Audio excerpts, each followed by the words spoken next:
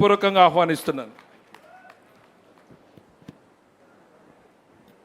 2026 మహానాడు సందర్భంగా వేదికను అలంకరించినటువంటి పెద్దలు, మన అందరి అభిమాన నాయకులు, నవ్యాంధ్రప్రదేశ్ నిర్మాత, భవిష్యత్తుకు దిక్సూచిగా నిలబడుతున్నటువంటి మన పరిపాలనకు నడిపిస్తున్న అభిమాన నేత, రాష్ట్ర ముఖ్యమంత్రి వర్యులు నారా చంద్రబాబు నాయుడు గారు, యువగల రథ సారథి, భవిష్యత్తుకు వారధి, Telugu Desam party national working president సోదరులు లోకేష్ అన్న గారు, రాష్ట్ర తెలుగుదేశం పార్టీ ప్రెసిడెంట్ పల్లా శ్రీనివాస్ గారు, వేదికను అలంకరించిన అతిరథ మహారథులు, ఈరోజు ప్రత్యక్షంగా ఈ కార్యక్రమంలో పార్టిసిపేట్ చేసిన వాళ్ళతో పాటు సుమారు 15 లక్షల మంది మన అధినేత ఒక్క పిలుపుతో రాష్ట్ర నలుమూలల నుంచి కార్యకర్త అన్నటువంటి ప్రతి వ్యక్తి కూడా ఈరోజు ఉన్నటువంటి పరిస్థితులను గౌరవిస్తూ ఈ క్లస్టర్ పద్ధతుల్లో ఏర్పాటు చేసినటువంటి ప్రతి మహానాడు కేంద్రాన్ని కూడా విజయవంతం చేయడానికి కథలు వచ్చినటువంటి మా పసుపు దళం, మా సోదర సోదరిమణులు, తెలుగుదేశం పార్టీ కుటుంబ సభ్యులు అందరికీ కూడా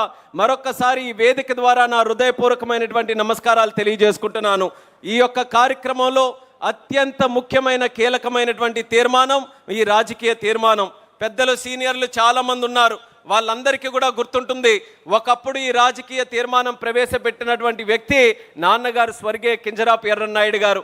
అటువంటి స్థానం మళ్ళీ ఒక చిన్న వయసులోనే నాకు ఈ స్థానాన్ని కల్పించినటువంటి పెద్దలు, మనందరి కుటుంబ పెద్ద చంద్రబాబు నాయుడు గారికి మరొక్కసారి వేదిక ద్వారా నా ధన్యవాదాలు తెలియజేసుకుంటూ, రాజకీయ తీర్మానం అనంటే మొట్టమొదటిగా మనం మొదలుపెట్టేది తెలుగుదేశం పార్టీ చరిత్ర దగ్గర నుంచి. మార్చి 28, 1982లో ఆ రోజు ఒక రాజకీయ విప్లవంగా దేశ స్థాయిలోనే ప్రకంపనలు సృష్టించినటువంటి పార్టీ మన తెలుగుదేశం పార్టీ ఆవిర్భవించినటువంటి రోజుగా గుర్తు చేస్తున్నాను. ఆ రోజు విశ్వవిఖ్యాత నట సార్వభౌముడు, యుగ పురుషుడు నందమూరి తారక రామారావు గారు రాష్ట్రంలో ఉన్నటువంటి పరిస్థితులు, తెలుగు జాతికి ఉన్నటువంటి ఆ దుర్భర పరిస్థితులు, అవినీతి ప్రభుత్వాన్ని ఆ రోజు కాంగ్రెస్ పరిపాలిస్తే వాటన్నిటిని కూడా చూసి రాజకీయాల్లో, సమాజంలో ఒక పెనుమార్పు తీసుకొని రావాలని ఆయన సాధించినటువంటి విజయాలన్నిటిని కూడా పక్కన పెట్టి ఒక సామాన్యమైనటువంటి వ్యక్తిగా చైతన్య రథయాత్ర రాష్ట్రంలో చేస్తూ తెలుగు ప్రజల్ని ఉత్తేజపరుస్తూ తెలుగు వారి ఆత్మ గౌరవం కోసం పుట్టినటువంటి పార్టీ మన తెలుగుదేశం పార్టీ అనేది గుర్తు చేస్తున్నాను. ఆ రోజు ఒక నిర్ణయం తీసుకున్నారు నందమూరి తారక రామారావు గారు. పార్టీ నడిపించడం అనంటే కేవలం ఒక పేరు, ఒక రంగు, ఒక ముద్ర, ఒక అచ్చు వేయడమే కాదు, పార్టీలో ఉన్నటువంటి బలం కార్యకర్తలు, నేతలు. అటువంటి నేతలు కానీ కార్యకర్తలు కానీ కొన్ని వర్గాలకో కొన్ని ప్రాంతాలకో పరిమితం కాకూడదు. రాష్ట్రంలో ఉన్నటువంటి నలుమూలలు ఎన్ని వర్గాలు ఉన్నా, ఎన్ని ప్రాంతాలు ఉన్నా, ఎన్ని జాతులు ఉన్నా అందరికీ కూడా సరి సమానంగా పొలిటికల్ రిప్రజెంటేషన్ ఇవ్వాలని బీసీలకి, ఎస్సీలకి, ఎస్టీలకి, మైనారిటీలకి దేశ స్థాయిలో ఏనాడు కలగనటువంటి గౌరవం మన తెలుగుదేశం పార్టీ ద్వారా యువకులకి, కొత్త వ్యక్తులకి ఆ రోజు నందమూరి తారక రామారావు గారు కల్పించారనేది కూడా ఈ సభాముఖంగా గుర్తు చేస్తున్నాను.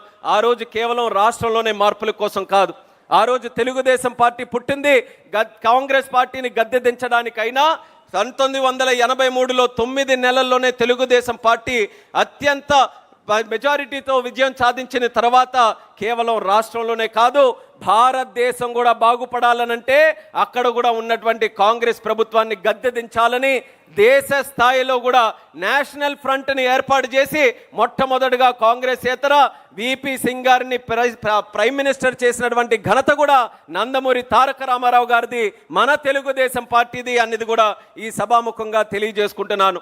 ఆ రోజు నేషనల్ ఫ్రంట్తో మొదలైనటువంటిది తిరిగి చంద్రబాబు నాయుడు గారి అధ్యక్షతన యునైటెడ్ ఫ్రంట్ మనం పెట్టి దేవేగౌడ గారిని ప్రధానమంత్రి చేశాం, గుజరాల్ గారిని ప్రధానమంత్రి చేశాం, మళ్ళీ ఎన్డీఏ ప్రభుత్వంలో చేరి వాజ్పేయి గారిని ప్రధానమంత్రి చేశాం. ఈరోజు కూడా ఎన్డీఏ ప్రభుత్వంలో కొనసాగి ఈరోజు ప్రపంచ స్థాయిలోనే వరల్డ్ ఫేమస్ లీడర్గా ఈ భారతదేశాన్ని ఒక ఉన్నతమైనటువంటి స్థానంలో ముందుకు నడిపిస్తున్నటువంటి ప్రధానమంత్రి నరేంద్ర మోదీ గారు కూడా ఈరోజు సపోర్ట్ చేసి కేవలం రాష్ట్రాన్ని వరకు, కేవలం ప్రాంతం వరకు, కేవలం ఒక జాతి వరకు పరిమితం కాకుండా యావత్ భారతదేశానికి కూడా ఎన్నో విప్లవాత్మకమైనటువంటి రాజకీయ సంస్కరణలు తీసుకొని వచ్చినటువంటి ఘనత మన తెలుగుదేశం పార్టీదని తెలియజేసుకుంటున్నాను. ఎన్నో అవకాశాలు వస్తే ఒక సందర్భంలో ఒక కేంద్ర మంత్రిగా అవకాశం వస్తే ఆ కేంద్ర మంత్రి కూడా బడుగు బలహీన వర్గాలకి వెళ్ళాలని ఒక బీసీగా సాధారణ కుటుంబంలో ఉన్నటువంటి ఎర్రన్నాయుడు గారిని కేంద్ర స్థాయిలో కేబినెట్ మినిస్టర్గా చేసింది మన చంద్రబాబు నాయుడు గారు, తెలుగుదేశం పార్టీ. ఒక స్పీకర్గా అవకాశం వస్తే ఒక దళిత బిడ్డగా మన అమలాపురం నుంచి ఆ రోజు బాలయోగి గారిని కూడా ఆ శాసించేటటువంటి పార్లమెంటులో లోక్సభలో స్పీకర్గా పెట్టి మన తాలూకా ఘనతని చాటినటువంటిది మన చంద్రబాబు నాయుడు గారు, తెలుగుదేశం పార్టీ. అలాగే ఒక మైనారిటీ వ్యక్తిగా ఆ రోజు అబ్దుల్ కలాం గారిని ఆ ప్రభుత్వానికి సూచించి ఆయనకి కూడా దేశ ప్రెసిడెంట్గా కూడా ఆ రోజు చంద్రబాబు నాయుడు గారి తాలూకా ఆలోచనల ప్రకారం ఆ రోజు తెలుగుదేశం పార్టీ తాలూకా కాంట్రిబ్యూషన్ ఆ రకంగా ఉండిందని తెలియజేసుకుంటున్నాను. తెలుగుదేశం పార్టీ ఎప్పుడు కూడా ఒక ప్రాంతీయ పార్టీ అయినా, ఒక ప్రాంతం మీద ఒక ప్రేమ ఉన్నా దేశం మీద మాత్రం ఎప్పుడూ భక్తిని విడిచిపెట్టలేదు. దేశం బాగుంటే, దేశం బలంగా ఉంటే రాష్ట్రం బాగుంటుంది, రాష్ట్రం బలంగా ఉంటుందని కేంద్రం రాష్ట్రం మధ్యలో సత్సంబంధాలు ఎప్పుడు కూడా మెరుగుపడేటటువంటి విధంగానే తెలుగుదేశం పార్టీ ముందుకు నడిపిస్తూ కేంద్రం ఇచ్చేటటువంటి కార్యక్రమాలు కానీ, కేంద్ర నిధులు కానీ, కేంద్ర కార్యక్రమాలు కానీ మన తెలుగు ప్రజలకు అందరికీ కూడా అందించడానికి, ఒక సుస్థిరమైనటువంటి పరిపాలన అందించడానికి తెలుగుదేశం పార్టీ సిద్ధాంత రూపంగా నిరంతరం కూడా కృషి చేస్తూ ఉండిందని కూడా తెలియజేస్తున్నాను. కేవలం తెలుగుదేశం పార్టీ ఒక్కటే. చాలామంది ఇక్కడ అన్ని రాజకీయ పరిస్థితులు తెలిసినటువంటి వారు ఉన్నారు. గత 44 సంవత్సరాలు మన తెలుగుదేశం పార్టీ చరిత్ర. ఈరోజు ఇండిపెండెంట్ ఇండియాని చూసుకుంటే 70కి పైగా సంవత్సరాలు ఉన్నటువంటి చరిత్ర. ఈ చరిత్రలో ఎన్నో రాజకీయ పార్టీలు పుట్టాయి, ఎన్నో ప్రాంతీయ పార్టీలు కూడా పుట్టాయి. ఈ దేశాన్ని ఏలాయి, అలాగే రాష్ట్రాలు కూడా ఏలాయి, కొన్ని ప్రాంతాలు కూడా ఏలాయి.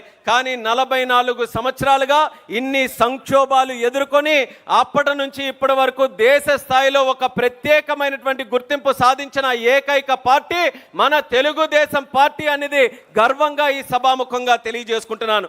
ఎందుకనంటే కాలం మారుతుంది, తరాలు మారుతున్నాయి, ప్రధానమంత్రులు మారుతున్నారు, రాజకీయ పరిస్థితులు మారుతున్నాయి, దశాబ్దాలు మారిన తర్వాత అక్కడ ఆర్థిక పరిస్థితులు కూడా మారుతున్నాయి. మారుతున్న కొద్దీ మన తెలుగుదేశం పార్టీ, మన నాయకత్వం ఆ పరిస్థితులన్నీ కూడా తెలుసుకొని, అవగాహన చేసుకొని కాలానికి అనుగుణంగా మన పద్ధతులను కూడా మార్చుకుంటున్నాం. పద్ధతులు మార్చుకుంటున్నాం అనంటే పార్టీ మారడం అని కాదు. పద్ధతులు మార్చుకున్న సిద్ధాంతాలు మాత్రం ఎన్టీ రామారావు గారు ఏ సిద్ధాంతాలు మనకు అప్పచెప్పారో ఆ సిద్ధాంతాల ప్రకారమే మనం ముందుకు వెళ్తున్నాం. అయితే ఈరోజు ఈ రాజకీయ తీర్మానం చరిత్రతో పాటు మనం భవిష్యత్తు వైపు కూడా మనం చూపు వేయాలి. చరిత్రతో పాటు మనం నేర్చుకున్నటువంటి పాఠాలు మరొక్కసారి మనం తప్పులు చేయకుండా ముందుకు నడవాలి. ఈసారి రాజకీయ తీర్మానంలో మనం గుర్తించాల్సినటువంటి ఒక సంకల్పం ఉంది, ఒక కర్తవ్యం ఉంది. సంకల్పం ఏంటంటే సుస్థిరమైనటువంటి పరిపాలన అందించాల్సినటువంటి బాధ్యత ఈరోజు తెలుగుదేశం పార్టీ అధికారంలో ఉన్నందున మనందరి మీద ఉంది. సుస్థిర పరిపాలన మనం అందించాలనంటే దానికి తగ్గట్టు ఆ ఆలోచనలు వచ్చేటటువంటి బలమైన నాయకత్వం మనకు ఉండాలి. ఆ బలమైన నాయకత్వం ఎన్టీఆర్ గారి దగ్గర నుంచి, సిబిఎన్ గారి దగ్గర నుంచి రేపు భవిష్యత్తులో ఉజ్వలమైనటువంటి భవిష్యత్తు మన రాష్ట్రానికి అందించబోతున్నటువంటి లోకేష్ అన్న గారి వరకు కూడా మనం ఎక్కడా కూడా నిస్సందేహంగా మనం చెప్పొచ్చు, బలమైనటువంటి నాయకత్వం మన తెలుగుదేశం పార్టీకి ఉంది. ఎన్టీ రామారావు గారు మొదలుపెట్టినప్పుడు పార్టీ తాలూకా ఒక సిద్ధాంతం ఉండేది, సమాజమే దేవాలయం, ప్రజలే దేవుళ్ళు.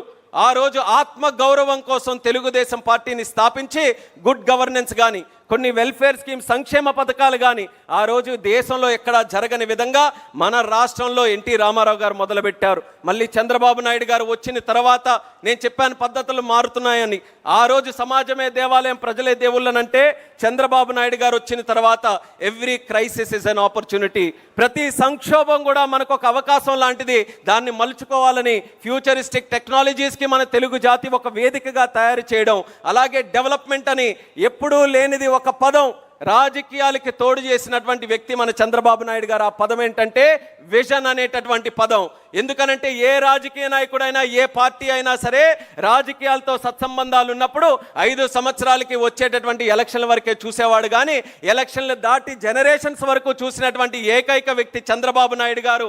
అందుకనే 5 సంవత్సరాలకు వచ్చే ఎలక్షన్లు విడిచి 20, 30, 40 సంవత్సరాల వరకు చూపించేటటువంటి విజన్ని అందుకొని ఆ చంద్రబాబు నాయుడు గారు ముందుకు వచ్చారు.